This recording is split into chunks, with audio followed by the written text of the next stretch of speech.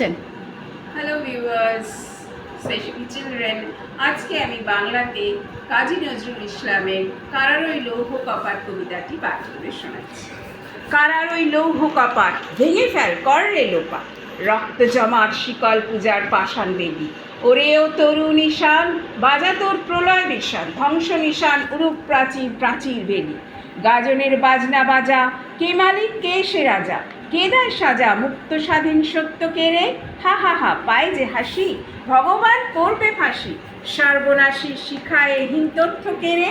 ওরে ও পাগলা ভোলা, তেরে দে প্রলয় দোলা, গারদ গুলা জোরসে দৌড়ে হাঁচকা টানে, মার হাত ভাই দড়ি হাত, কাঁধে নে দুন্দুবি ডাক, ডাক ওরে ডাক মৃত্যুকে ডাক জীবন পানে।